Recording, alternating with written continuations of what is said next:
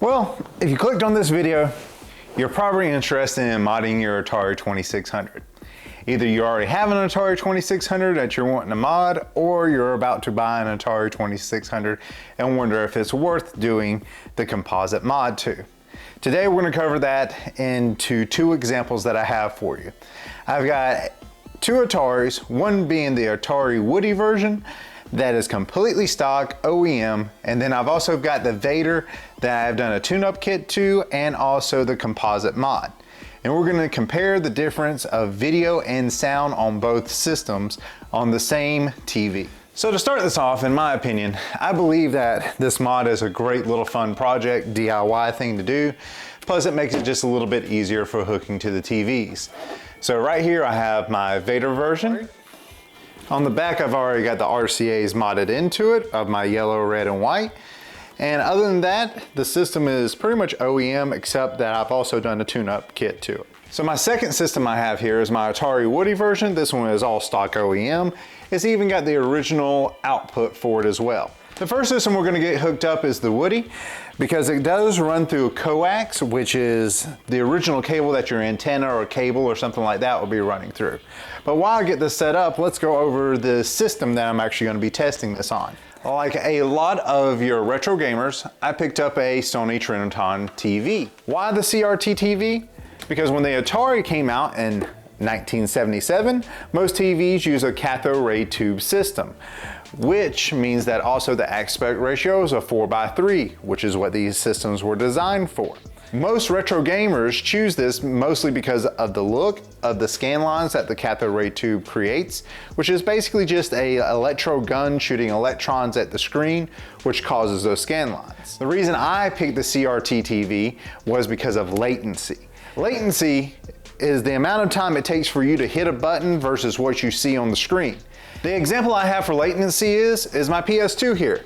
I like to play the game Guitar Hero, which is a music-based, rhythm-based game.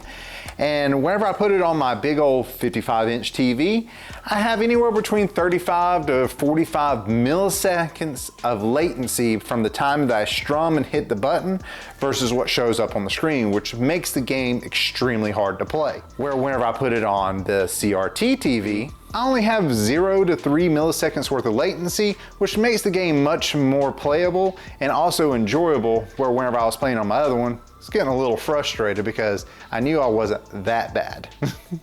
So on some of your modern TVs, you do have an option to turn on game mode, which does lower the latency whenever you're playing video games. But to me, I still prefer the CRT. But let's go ahead and get this Atari started and see what this Woody looks like. So the Woody is hooked up through this coax style right here. The coax carries my video and my audio to the TV, which means that we gotta set this TV on channel 1 or 2. All right, so let me get the Woody turned on and let's see what this thing looks like. We'll just hit the on switch, and there we go. We've got our game. Now this is pretty clear. Like I said, this is the original system. There's been no mods done to it. This is on channel 3 right at the moment, but everything looks nice and clear on the picture here. I'm gonna change y'all's camera angle real quick. All right, I'm sorry for the flickering here because I don't know exactly how to do my settings on here, but all of our colors are pretty good here. Everything's working like it should. We see our logs coming and going.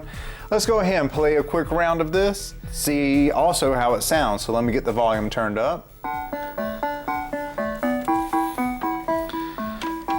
Sounds pretty good as well. We got my frog here.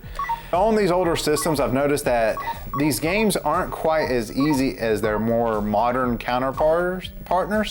It takes a lot more timing and a little bit more skill to play the games and get them completed. I'm not as good at this game as I used to be because I can get all the way across, but I don't remember what to do at the end. Oh man, I should not have jumped on that log. Oh, I don't have another log to jump on, and I died. But as you can hear, the audio is pretty good on it. The video is pretty good on it. The scan lines look decent. Color looks decent. I don't think there's anything wrong with playing with a system like this.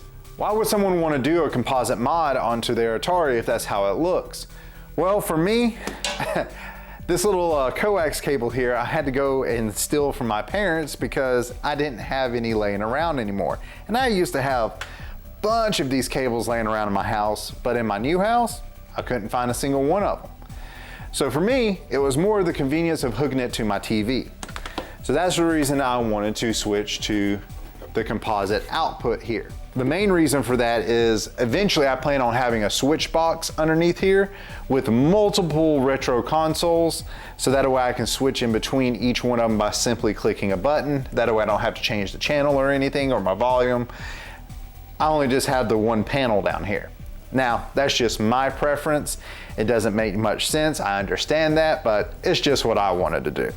Let's go ahead and get the Vader hooked up real quick and see what it looks like on the same TV. With the Vader swapped out for the Woody, on the Vader, what is different on this is I have done a tune-up to it, which is basically just cleaning up all the capacitors, diodes, and resistors that are needed for the power delivery to the system. And it just kind of refreshes all those components. And the second thing I did is, of course, the composite output, which is actually removing parts of it. Now, before I turn this on, if y'all are interested in seeing a step-by-step video of doing this mod to your Atari, let me know, because I plan on doing it with my Woody as well. But y'all just let me know in the comments below. For now, let's get this system turned on. Now, I'm using the same exact power source, same TV, the only thing different is the system and also the RCAs. Oh, and we're using the same game. Ooh, that is a lot louder. I don't know. To me, I don't know. To me, this video looks clear. Like, if you notice, it kind of doesn't seem like the scan lines are as big on it, or at least not as dark. The colors are a little bit brighter on it everywhere that you can see. Let's start a game real quick. Audio's about the same. The only thing that I did have to do was change the volume on it. I had the volume up much higher with the other one going through the coax, where this one I had to turn it down a little bit. But let's go ahead and play around real quick and see if I can actually make it across this street. Oh man, I missed. Still the same log. But to me, this looks a lot clearer. I don't know if it conveys over the camera as well as it does in person, but this looks brighter. This wasn't originally my idea here. I'm just gonna go ahead and shut this system off real quick. We're gonna switch right back over to the other one, which is still hooked up. I'm gonna go ahead and flick it on. We're gonna go, yeah.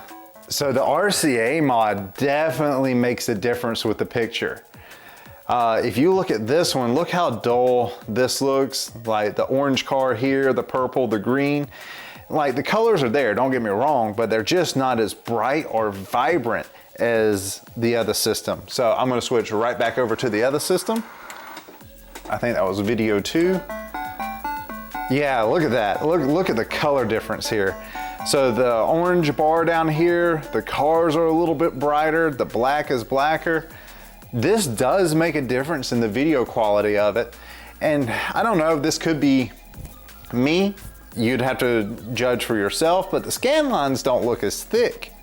It's like they almost disappear. You can definitely see them over here on the more solid colors, but like through the blue here, I don't see them as much as whenever I'm looking onto the other system.